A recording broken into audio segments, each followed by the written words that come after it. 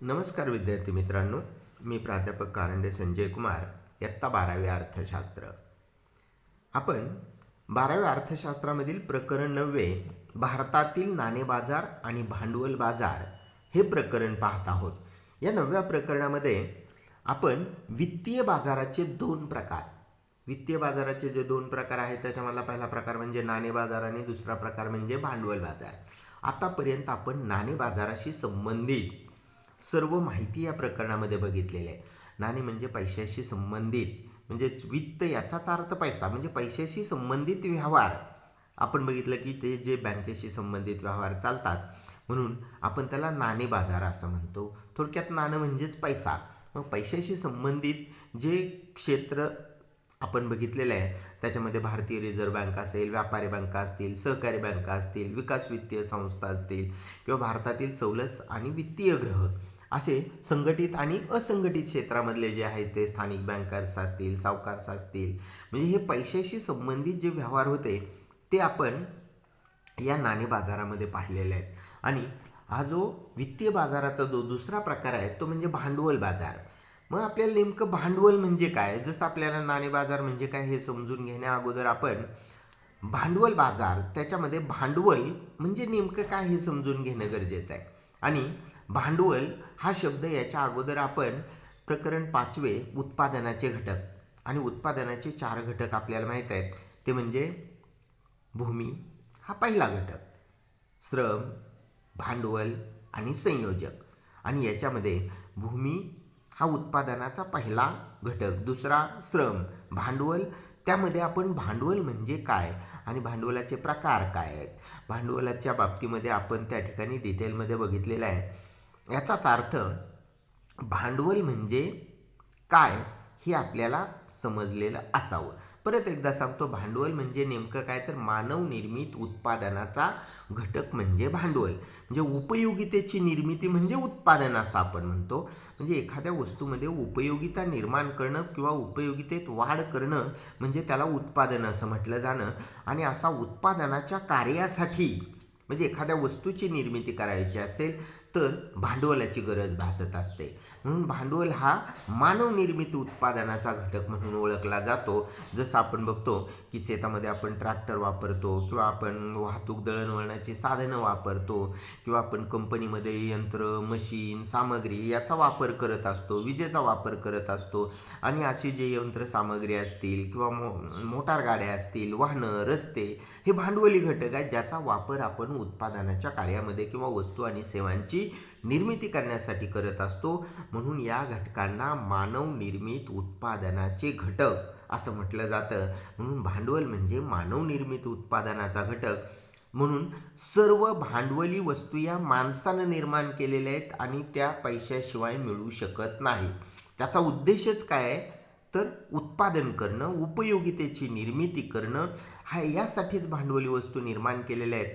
म्हणून सर्व प्रकारच्या भांडवली वस्तूंना पैशामध्ये मूल्य आहे, त्यांचं मोजमाप केलं जातं.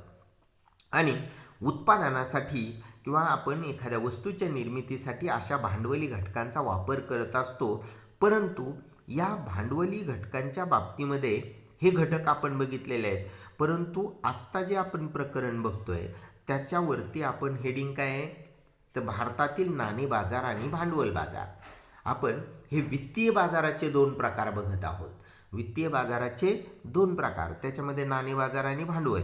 मग भांडवलाचा देखील बाजार असतो का, म्हणजे तुम्ही म्हणाल मग हे यंत्र सामग्री वगैरे हे निर्माण केलं किंवा, कारण आपल्याला हे त्याचं बेसिक माहीत असलं पाहिजे की कुठल्याही वस्तूची निर्मिती करण्यासाठी जे आपल्या देशाच्या अर्थव्यवस्थेमध्ये उद्योग व्यवसाय आहेत, कंपन्या आहेत आणि या कंपन्यांमध्ये कोट्यावधी रुपये गुंतवलेले असतात.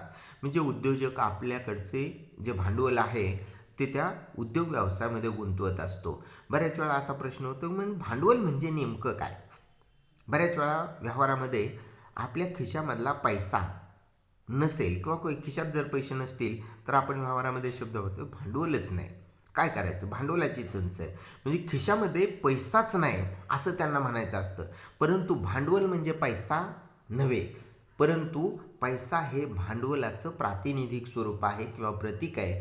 पैशाशिवाय भांडवली वस्तू निर्माण होऊ शकत नाहीत किंवा मिळवू शकत नाही, ज्याला पैशामध्ये किंमत आहे. म्हणूनच भांडवल बाजार हा महत्त्वाचा घटक. या ठिकाणी वित्तीय बाजाराचा हा प्रकार आपल्याला बघायचा आहे. परंतु ह्या सर्वसामान्यपणे आपण बघतो ट्रकची खरेदी विक्री होत असते किंवा मशिनरीची खरेदी विक्री होत असते. परंतु उद्योग व्यवसायामध्ये असा ट्रक किंवा रस्ते, इमारत बांधण्यासाठी जे कोट्यावधी रुपये लागत असतात ते उद्योजक स्वतःकडचे टाकत असतात आणि कमी पडलेले पैसे अशा शेअर बाजारामधून समभागांची विक्री करून किंवा कर्ज रोख्यांची विक्री करून मिळवत असतात. म्हणून असा शेअर बाजार किंवा तुम्ही बऱ्याच वेळा रोखे बाजार, शेअर बाजार किंवा ज्याला समभाग असं म्हटलं जातं किंवा याच्यामध्ये डिबेंचर्स हा शब्द आपण बऱ्याच वेळा वापरतो. आणि असा शेअर मार्केट, मग शेअर मार्केटमध्ये जे व्यवहार चालतात ते नेमके काय आहेत, तर ते भांडवल बाजाराशी संबंधित आहेत. आणि हा भांडवल बाजार हा आपल्या देशात आणि देशाबाहेरील काही एकत्रित समभाग आणि कर्ज अशा दोन्ही दीर्घ मुदतींच्या निधींची बाजारपेठ आहे. म्हणजे नेमकं काय आहे, तर आपल्या देशामधले जे मोठमोठे उद्योग आहेत, तुम्ही बऱ्याच वेळा टाटा, बिर्ला, अंबानी वगैरे किंवा रिलायन्ससारखा उद्योग तुम्ही याचेही नाव ऐकून असाल, तर रिलायन्सचे शेअर बाजारामध्ये विकले जातात. मग शेअर्स म्हणजे समभाग, त्यामुळे भाग असं म्हटलं जातं. मग या भागाची विक्री 10 रुपये, म्हणजे त्याचं मूळ किंमत असते 10 रुपयापासून, म्हणजे समभाग किंवा त्याच्या ज्या त्या कंपनीच्या ह्याच्याप्रमाणे म्हणजे 10 रुपयांचा एक शेअर्स अशी देखील किंमत असते. परंतु शेअर बाजारामध्ये हा एकच भाग काही वेळेस 100, 200, 300, काही हजाराच्या पटीमध्ये पण विकले जाऊ शकतात. म्हणजे त्या कंपनी किती नफ्यामध्ये आहे, कंपनी फायद्यात आहे का तोट्यात आहे. म्हणून अशा शेअर्सची बाजारामध्ये जी खरेदी विक्री होत असते, असा शेअर्स यालाच भांडवल असं म्हटलं जातं किंवा भांडवल बाजार असंही म्हटलं जातं. म्हणजे शेअर बाजार हा भांडवल बाजाराचा एक भाग म्हणून ओळखला जातो. आणि म्हणून आपल्याला भांडवल बाजार म्हणजे नेमकं काय हे माहीत असलं पाहिजे. कारण आपल्या देशामधील एक वित्तीय प्रणालीचा महत्त्वाचा घटक म्हणून भांडवल बाजाराकडे बघितलं जातं. देशाच्या आर्थिक वृद्धीच्या दृष्टिकोनातून किंवा आपल्या देशाच्या विकासाच्या दृष्टिकोनातून भांडवल बाजार हा एक महत्त्वाचा भाग म्हणून ओळखला जातो. दीर्घकालीन निधीची मागणी असेल किंवा दीर्घकालीन पैशाची गरज भागवायची असेल तर आपण काय करत असतो, व्यापाऱ्यांनी उद्योगातून किंवा वैयक्तिक बचतकर्ते असतील किंवा सांघिक बचतकर्ते असतील, जसं आपण म्हणजे याच्या बाबतीत याच्या अगोदर बघितलं की संघटित क्षेत्र आणि असंघटित क्षेत्र यांच्या बाबतीत आपण हा मुद्दा बघितलेला आहे.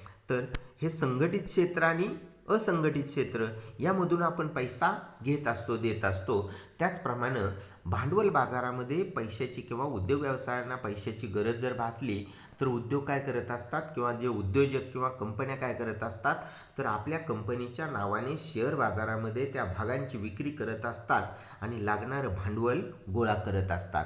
आणि अशा प्रकारे भांडवल बाजाराचे जे घटक आहेत की भांडवल बाजार म्हणजे नेमकं काय आहे, तर बघा तुमच्या समोर एक चार्ट दिलेला आहे. त्या चार्टमध्ये भांडवल बाजार म्हणजे भारतातील भांडवल बाजाराचे जे घटक आहेत त्याच्यामधला पहिला घटक आहे सरकारी रोखे आणि औद्योगिक बाजाराचे म्हणजे औद्योगिक रोखे ज्यांना म्हटलं जातं. आणि तिसरा प्रकार आहे तो म्हणजे विकास वित्तीय संस्था आणि चौथा आहे तो म्हणजे वित्तीय मध्यस्थ. तर असा हा चार्ट, त्याच्यामध्ये सरकारी रोखे म्हणजे नेमकं काय, तर याला काय म्हटलं जातं की याला सोनेरी रोखे बाजार असंही म्हटलं जातं किंवा त्याला गिल्ट एक्स्ड बाजार किंवा गोल्ड एक्स्ड बाजार असंही म्हटलं जातं. या बाजारात सरकारी आणि निमसरकारी रोख्यांचा व्यवहार होत असतो. म्हणजे सरकारी रोखे आणि निमसरकारी रोखे यांचा बाजार आणि त्याचा व्याजदर हा शासनानं ठरवून दिलेला असतो. सरकारी जे रोखे असतात त्याच्यामध्ये आपल्याला माहिती आहे की शासनाला सुद्धा पैशाची गरज जर भासली तर शासनसुद्धा आपल्या शासनाच्या नावानं असे बाजारामध्ये कर्ज रोखे विक्रीला काढत असताना सर्वसामान्य लोकांच्याकडून हे पैसे गोळा केले जातात. हे जवळजवळ 1,000 रुपयापर्यंत त्याची किंमत असते आणि त्याचा व्याजदर हा फिक्स्ड असतो. म्हणजे सरकारी कर्ज रोख्यांवरती जो व्याजदर दिला जातो तो निश्चित असतो. जसं आपण बँकांमध्ये पैसे ठेवल्यानंतर बँका आपल्याला काही व्याजदर देत असतात. म्हणजे मुदत ठेवीवरती व्याजदर जो असतो जवळजवळ 7-8% मुदत ठेवींवरती व्याजदर तो फिक्स असतो. पण यापेक्षा शासनाकडून जे बाजारामध्ये अशा भांडवल बाजारामध्ये जे कर्ज रोखे विक्रीला काढले जातात त्याच्यावरचाही व्याजदर हा 11-12% आसपास आणि तोही निश्चितपणे असतो. म्हणजे बँकेपेक्षा त्यांचा व्याजदर जास्त असतो. म्हणजे शासनाला जर जादा पैशाची गरज भासली तर शासन काय करतं, व्याजदर वाढवत असतं. आणि शासनाच्या जर पैशाची गरज नसेल तर शासन किंवा अर्थव्यवस्थेमध्ये जर जादा पैसा झाला तर शासन काय करतं, आपल्याकडचे जे सरकारी रोखे आहेत त्यांची विक्री करत असतं आणि व्याजासहित ते लोकांना परत पैसे मिळतात. त्यावेळेस लोकांच्या हातामध्ये पैसा येतो. म्हणजे शासन जर आपल्या देशाच्या अर्थव्यवस्थेमध्ये पैसा टाकायचा असेल तर अशा कर्जरोख्यांची विक्री करत म्हणजे खरेदी करते आणि परत ते पैसे लोकांच्याकडे जातात आणि कर्जरोख्यांची विक्री केल्यानंतर शासनाकडे पैसे जमा होतात. म्हणजे अशा प्रकारे सरकारी कर्जरोखा हा देखील भांडवल बाजाराचाच एक भाग आहे. त्याच्यानंतर दुसरा भाग आहे तो म्हणजे औद्योगिक रोखे बाजार. हा बाजार जुन्या आणि नवीन कंपन्यांनी लागू केलेला भाग किंवा त्याला शेअर किंवा ऋणपत्रे, डिबेंचर्स ज्याला म्हटलं जातं, ऋणपत्रे, त्याला कर्जरोखे यांच्याशी संबंधित आहे. प्राथमिक बाजार आणि दुय्यम बाजार यामध्ये हा विभागलेला आहे. आणि आपल्याला माहीत आहे मुंबईमध्ये मोठ्या प्रकारचं एक शेअर मार्केट आहे किंवा आपल्या देशामध्ये शेअर बाजार किंवा भांडवल बाजाराचे जे मुख्य केंद्र आहे ते मुंबई. त्यानंतर दिल्ली, चेन्नई वगैरे आपण बघितलं की या पुण्यासारख्या पुण्यामध्ये सुद्धा शेअर मार्केट चालतं. म्हणजे अशा प्रकारे सर्वात मोठा जो भांडवल किंवा शेअर बाजार आहे ते मुंबई या ठिकाणी आहे. आणि यामध्ये नेमकं काय चालतं तर या ठिकाणी बघा, औद्योगिक रोखे बाजाराचे जे नवीन बाजार आणि जुना बाजार, म्हणजे नवीन त्याच्यामध्ये काही बदल केलेले आहे शासनाने की नवीन भांडवल उभारण्यासाठी याच्यामधून मदत होत असते. आणि दुय्यम बाजारात कंपन्यांनी आधीच लागू केलेल्या प्रतिभूतीसह व्यवहार चालत असतात. दुय्यम बाजारपेठामध्ये वायदे बाजार आणि परत त्याच्यामध्ये सुद्धा वायदे बाजार म्हणजे स्टॉक एक्सचेंज हा प्रकार येतो. आणि बघा त्याच्यामध्ये समभाग, स्टॉक ज्याला म्हटलं जातं, आणि रोखे ज्याला बॉन्ड्स असं म्हटलं जातं, वस्तू आणि इत्यादींचा हा व्यापार असतो. म्हणून बॉम्बे वायदे बाजार ज्याला बॉम्बे स्टॉक एक्सचेंज असं म्हटलं जातं, आणि राष्ट्रीय शेअर बाजार किंवा वायदे बाजार त्याला नॅशनल स्टॉक एक्सचेंज असं म्हटलं जातं. NSE म्हणजे नॅशनल स्टॉक एक्सचेंज आणि BSE म्हणजे बॉम्बे स्टॉक एक्सचेंज. हे देशामधील प्रमुख 2 वायदे बाजार आहेत. आपल्या देशामधले हे 2 प्रमुख वायदे बाजार आहेत आणि यांच्या माध्यमातून औद्योगिक रोखे बाजाराची खरेदी विक्री होत असते. हा भांडवल बाजारामधला एक महत्त्वाचा भाग आहे. तिसरा भाग याच्यामधला आहे तो म्हणजे विकास वित्तीय संस्था, ज्यालाच खाजगी क्षेत्रामध्ये अशा प्रकारच्या ज्या विकास वित्तीय संस्था आहेत त्या 2 प्रकारच्या आहेत. आणि या अशा प्रकारच्या 4-5 प्रकारच्या ज्या विकास वित्तीय संस्था तुमच्याकडे दर्शवलेल्या आहेत बघा, स्क्रीन बोर्डवरती दिसत आहेत. त्याच्यामध्ये IFCI म्हणजे IFCI ही संस्था काय आहे तर त्याच्यामध्ये आपण बघितलं की industrial finance corporation of India, हे म्हणजे भारतामधले जे उद्योग व्यवसाय आहेत त्या उद्योग व्यवसायांना या संस्थेमार्फत किंवा या बँकेमार्फत हा कर्ज पुरवठा किंवा त्यांना लागणाऱ्या ज्या वेगवेगळ्या गोष्टी आहेत त्या पुरवण्याचं काम अशा प्रकारच्या IFC असतील किंवा ICICI, म्हणजे ही आपल्या देशामधली एक बँक आहे जी उद्योग व्यवसायासाठी काय करत असते, कर्ज पुरवठा करत असते. याच्या अगोदर आपण IDBI म्हणजे industrial development bank of India असं म्हटलं जातं की IDBI नेमकं काय काम करते तर उद्योग व्यवसायांना या बँकेमार्फत कर्ज पुरवठा केला जातो. त्यानंतर बघा इथं तुमच्या पुस्तकामध्ये दिलेले IIBI एक्झिम बँक ज्याला म्हटलं जातं, ती देखील आपल्या देशामधल्या म्हणजे उद्योग व्यवसायासाठी या बँका काम करत असतात. आणि अशा IBI ज्याला industrial investment bank of India असं म्हटलं जातं, आणि IDBI he bank industrial development bank of India म्हणून ओळखली जाते. ICICI म्हणजे काय तर industrial credit and investment corporation, म्हणजे उद्योग व्यवसायाशी संबंधित बँक आहे. आणि अशा ज्या बँका आहेत ज्या आपल्या देशामध्ये प्रामुख्यानं काम करत असतात, म्हणजे युनिट ट्रस्ट ऑफ इंडिया पण आहे, जे आपल्या देशामधल्या भांडवल बाजारामध्ये ही पण बँक म्हणजे एक बँकेचीच प्रकार आहे. जसं आपण LIC म्हणतो की LICच्या माध्यमातून पैशाचे व्यवहार केले जातात, तसे UTI देखील पैसा गुंतवत असते किंवा त्यांचे भाग 10 रुपयाप्रमाणे 100 रुपयाप्रमाणे विक्री करून भांडवल गोळा करत असते. आता याच्यानंतर SFC म्हणजे स्टेट फायनान्स कॉर्पोरेशन, हा देखील भांडवल बाजारामधला एक भाग आहे.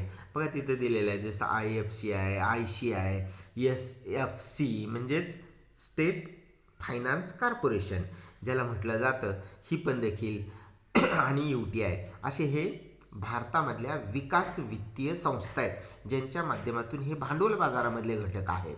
आणि यांच्यामार्फत काय केलं जातं तर ह्या शेअर्सच्या बाबतीमध्ये जसं खरेदी विक्री करणं त्यांची, हे काम केलं जातं.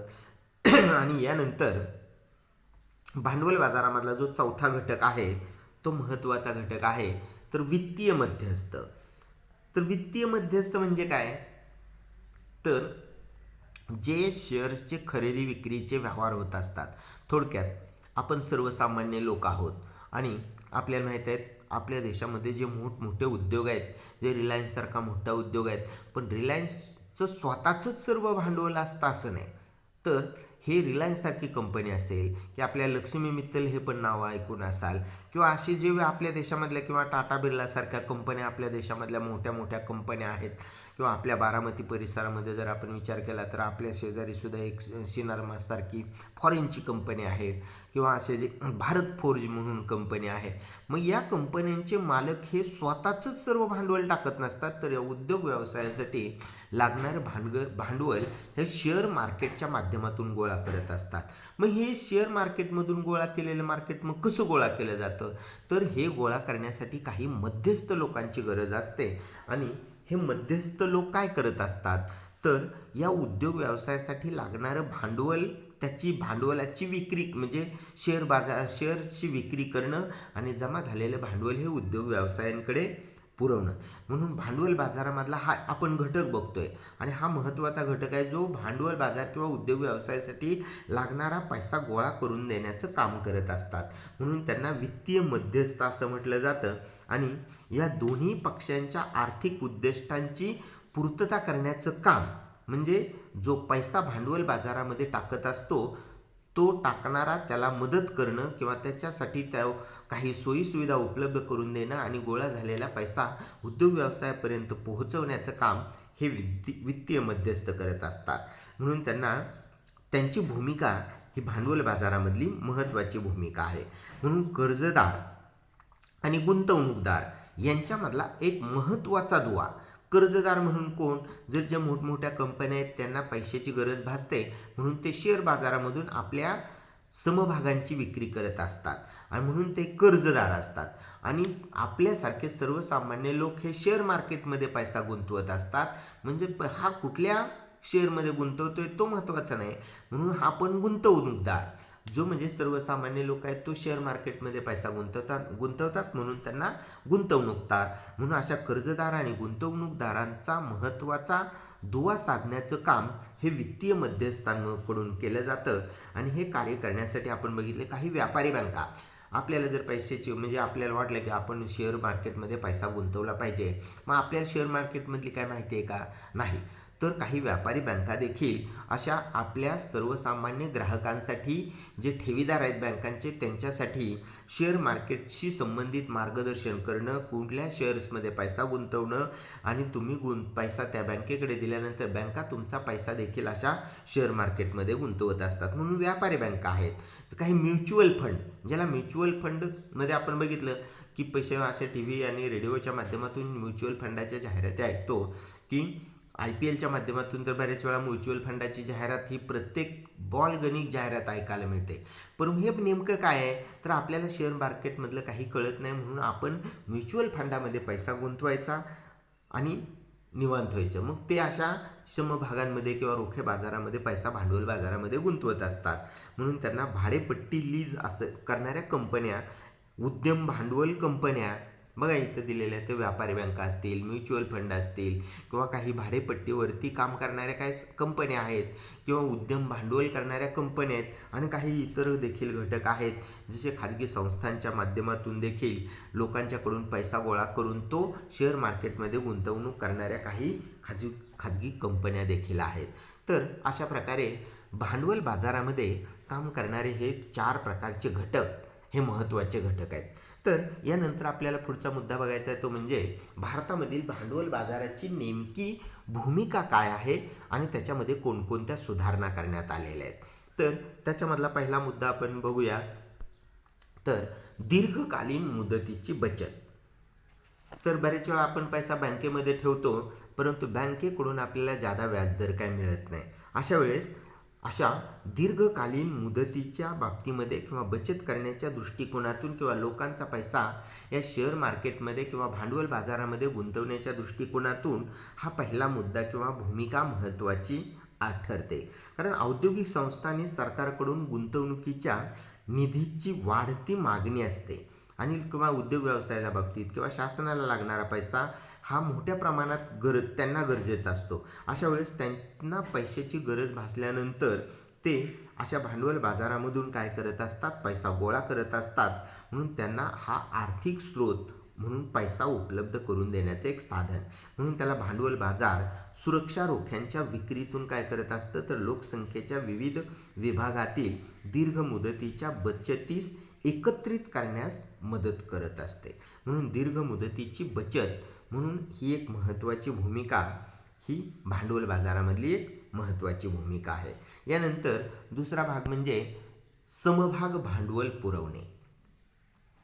तर भांडवल बाजारामध्ये उद्योजकांना आवश्यक असणारा पैसा गोळा करून देण्यासाठी या समभागांची विक्री करून समभागाच्या माध्यमातून जो पैसा गोळा करतो उद्योजक त्याच्या माध्यमातून मग उद्योजकाला किंवा लागणाऱ्या किंवा उत्पादनासाठी लागणाऱ्या वस्तूंची मालमत्तेची यंत्रसामग्रीची खरेदी त्याच्यामधून करत असते. म्हणून मालमत्ता खरेदी करण्यासाठी तसेच व्यवसाय कार्यवाहीसाठी त्याचा वापर करता येऊ शकतो. म्हणजे भांडवल बाजारामधून जो पैसा गोळा केलेला आहे उद्योगांनी तो अशा प्रकारे यंत्रसामग्री असेल किंवा इमारत बांधकाम असेल तर याच्यामध्ये तो गुंतवला जातो आणि त्याच्या माध्यमातून जो काय मिळणारा फायदा असतो तो भाग पुरवणाऱ्या म्हणून समभाग हा जो शेअर्स खरेदी करतो तो एक प्रकारे कंपनीचा मालकच असतो आणि अशा यांना शेअर्सच्या माध्यमातून जे शेअर्स किंवा ज्यांनी खरेदी केलेले आहेत त्यांना त्याचा फायदा झालेला नफा हा लाभांशाच्या किंवा डिव्हिडंडच्या रूपानं दिला जातो. यानंतरचा पुढचा मुद्दा तो भांडवल बाजाराच्या भूमिकेमधला आहे तो म्हणजे परिचालन किंवा कार्यवाही करणाऱ्या म्हणजे परिचालन किंवा कार्यवाही त्या करणारे जी क्षमता आहे म्हणजे परिचालन कार्यक्षमता.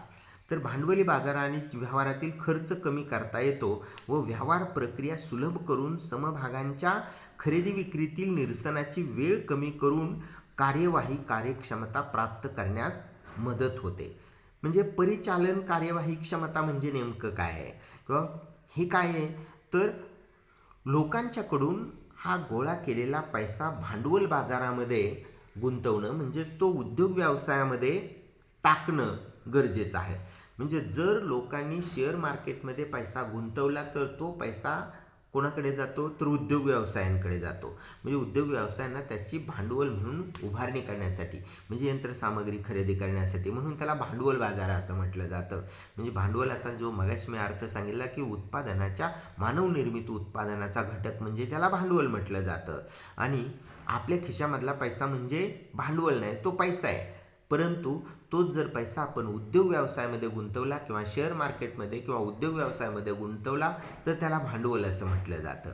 म्हणून अशा भांडवलाच्या बाबतीमध्ये किंवा खरेदी विक्री करण्यासाठी मग समभागांची खरेदी विक्री करणं मग त्याच्यामधली वेळेची बचत करणं मग असा पैसा कसा गोळा केला जातो तर कंपन्या आपल्या समभागांची विक्री शेअर मार्केटमध्ये करत असतात आणि शेअर मार्केटमध्ये विक्री केल्यानंतर तो पैसा हा उद्योग व्यवसायाकडे येत असतो आणि त्या पैशाच्या माध्यमातून उद्योग व्यवसाय जे आहेत उद्योजक ते भांडवलाची निर्मिती किंवा यंत्रसामग्रीची खरेदी करत असतात आणि याच्यामधल्या वेळेची बचत म्हणजे व्हावी या दृष्टिकोनातून त्याची कार्यक्षमता वाढवणं गरजेचं आहे आणि त्यासाठी हा एक मुद्दा महत्त्वाचा आहे. त्यानंतर बघा पुढचा मुद्दा आहे तो म्हणजे त्वरित मूल्यांकन. भांडवल बाजारामधला हा देखील महत्त्वाचा भाग आहे. तो म्हणजे भांडवल बाजार समान समभाग आणि कर्ज रोखे, ज्याला रोखे आणि कर्ज रोखे असं म्हटलं जातं, साधनांचे उचित आणि त्वरित मूल्य निश्चित करण्यास मदत करतो. तर काय होतं, तर एखादं मूळ शेअर्सची किंमत 10 रुपये असते, परंतु जर तुम्ही तो शेअर्स खरेदी करायला गेला बाजारामध्ये तर त्याची किंमत 250, 300, काही हजाराच्या पटीमध्ये देखील असते. मग त्याचं मूल्यांकन कसं केलं जातं, किंवा काही कंपन्या आपल्या बाजारामधली जर शेअर बाजारामध्ये विक्री करत असताना 10 रुपयाचा शेअर्स हा 10 रुपयापेक्षा कमी किमतीला देखील विकत असतात. म्हणून अशा या शेअर बाजारामध्ये विक्री केलेल्या शेअर्सची किंमत कशावरती ठरवली जाते हे महत्त्वाचं आहे. म्हणजे त्याचं मूल्यांकन कसं केलं जातं. मग त्या 10 रुपयाच्या एका शेअर्सची किंमत 8 रुपये, 9 रुपये देखील होऊ शकते, कमी होऊ शकते, तर काही हजारापटीमध्ये देखील वाढते. हे मूल्यांकन करणं आणि हे निश्चित करणं, त्यासाठी त्वरित मूल्यांकन करण्याची जी भूमिका आहे शेअर बाजारामधली, ती एक महत्त्वाची भूमिका आहे. याच्यानंतरचा 5वा आणि शेवटचा मुद्दा आहे तो म्हणजे समन्वय. समन्वय म्हणजे काय, तर भांडवल बाजार हा वास्तव आणि वित्तीय क्षेत्र आणि समभाग आणि कर्ज रोखे, सरकारी आणि खाजगी क्षेत्र, देशांतर्गत आणि बाह्यनिधी इत्यादींमध्ये त्याचं एकत्रीकरण झालेलं असतं.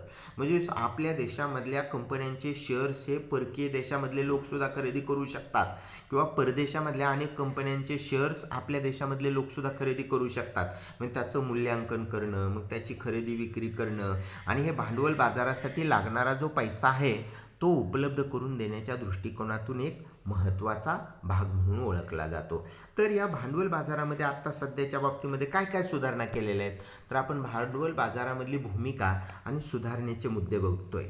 मग याच्यामध्ये ज्या सुधारणा काय केलेल्या आहेत, जसं आपण नाणे बाजारामधल्या ज्या सुधारणा बघितल्या त्याच्याप्रमाणे आपल्याला भांडवल बाजारामधल्या ज्या सुधारणा आहेत तो देखील मुद्दाम पाहणं गरजेचं आहे. आणि त्याच्यामध्ये तर पहिला मुद्दा असा आहे की भारतीय प्रतिभूती आणि वित्तीय मंडळाची सेबी, हा एक तुम्ही बऱ्याच वेळा सेबी हा शब्द ऐकून असाल. तर सेबी म्हणजे नेमकं काय, तर securities and exchange board of India, ज्याला सेबी असं म्हटलं जातं. या सेबीची स्थापना 1988 साली करण्यात आलेली आहे, जी महत्त्वाची भूमिका स्टॉक एक्सचेंज किंवा शेअर बाजारामध्ये पार पाडत असते. आणि याची स्थापना 1988 आणि त्याला जी मान्यता दिलेली आहे ती 1992 मध्ये. आणि अशी या सेबीच्या माध्यमातून शेअर्सच्या खरेदी विक्रीच्या माध्यमातून देखील लोकांना मदत होत असते. त्याच्यानंतर दुसरा जो महत्त्वाचा मुद्दा आहे तो म्हणजे राष्ट्रीय शेअर बाजार, ज्याला नॅशनल स्टॉक एक्सचेंज असं म्हटलं जातं. भारतातील अग्रगण्य स्टॉक एक्सचेंजची स्थापना 1932 मध्ये करण्यात आलेली आहे. म्हणजे शेअर बाजारामध्ये, भांडवल बाजारामध्ये काम करण्यासाठी कोणकोणत्या संस्था किंवा काय सुधारणा करण्यात आलेल्या आहेत, त्याच्यामधली ही एक सुधारणा आहे की काय केलेलं आहे, तर या नॅशनल स्टॉक एक्सचेंजच्या माध्यमातून शेअर्सच्या खरेदी विक्रींचे व्यवहार पार पाडले जातात. आता त्याच्यामधला आणखीन एक तिसरा मुद्दा महत्त्वाचा आहे तो म्हणजे आधुनिकीकरणाचा एक भाग म्हणून संगणकीकृत स्क्रीन आधारित व्यापार प्रणाली, ज्याला SBTS असं म्हटलं जातं. SBTS म्हणजे नेमकं काय आहे, तर स्क्रीन बेस्ड ट्रेडिंग सिस्टीम. तर बघा शेअर बाजारामध्ये शेअर बाजार ढासळला, शेअर बाजार वधारला, अशा प्रकारच्या बातम्या तुम्ही बऱ्याच वेळा टी व्हीवरती ऐकत असतात किंवा रेडिओच्या माध्यमातून ऐकत असतात. तर शेअर्सच्या किमती कशा वाढत असतात हे त्या शेअर मार्केटमध्ये, बॉम्बे शेअर बाजारामध्ये स्क्रीनच्या माध्यमातून दाखवलं जातं की किमती वाढत आहेत का घटलेल्या आहेत, याची लोकांना माहिती व्हावी, त्याचं प्रसारण त्या ठिकाणी केलं जातं. यानंतरचा दुसरा एक शेअर बाजाराच्या दृष्टिकोनातून सुधारणा केलेला एक महत्त्वाचा घटक म्हणजे डीमॅट खाते, ज्याला डीमॅट खाते म्हणजे नेमकं काय, तर इलेक्ट्रॉनिक पद्धतीने गुंतवणूकदारांकडून समभागांची सहज खरेदी विक्री सुलभ करण्यासाठी 1996 पासून डीमॅट खाते सुरू केलेले आहे. तर डीमॅट खात्याच्या माध्यमातून काय केलं जातं, जसं आपण बँकेमध्ये मुदत ठेव खातं उघडल्यानंतर त्या मुदत ठेव खात्यामध्ये एकदाच पैसे भरता येतात, परत पैसे भरता येत नाहीत किंवा काढता येत नाहीत, मुदत संपल्यानंतर काढता येतात. तसं शेअर बाजारामध्ये शेअर्सची खरेदी विक्री करण्यासाठी तुम्हाला त्या शेअर्सची खरेदी करण्यासाठी डीमॅट अकाउंट ओपन करावं लागतं आणि त्या अकाउंटमध्ये पैसे जेवढे तुम्ही भरलेले असतील किंवा तुमचे डीमॅट अकाउंटमध्ये पैसे असतील तेवढे पैसे तुम्ही शेअरमध्ये ट्रान्सफर करू शकता की त्या खात्याच्या माध्यमातून तुम्ही शेअर्सची खरेदी करू शकता किंवा विक्री करू शकता. म्हणून ही एक सुधारणा केलेली आहे डीमॅट अकाउंटची. त्यानंतर अमेरिकन ठेव पावती, ज्याला अमेरिकन डेपॉझिटरी म्हणजे रिसिप्ट असं म्हटलं जातं. अमेरिकन डेपॉझिटरी रिसिप्ट असं म्हटलं जातं. म्हणजे अमेरिकेमध्ये सुद्धा ठेव पावती त्याचा वापरही आपण शेअर बाजारामध्ये करत असतो. GDR, यानंतर GDR म्हणजे नेमकं काय आहे तर ग्लोबल डेपॉझिटरी रिसिप्ट ज्याला म्हटलं जातं. म्हणजे ज्याला जागतिक बाजाराच्या दृष्टिकोनातून म्हणजे भारतामधील अशा शेअर बाजारांची शेअरची खरेदी विक्री करण्यासाठी या कंपन्यांद्वारे जागतिक निधीमध्ये वाढीव प्रवेशास परवानगी देण्यात आलेली आहे. म्हणजे ते अमेरिकन ठेव पावती असेल किंवा ही जागतिक ठेव पावती असेल यांचा वापरही शेअर मार्केटमध्ये करण्यासाठी सुधारणा करण्यात आलेली आहे.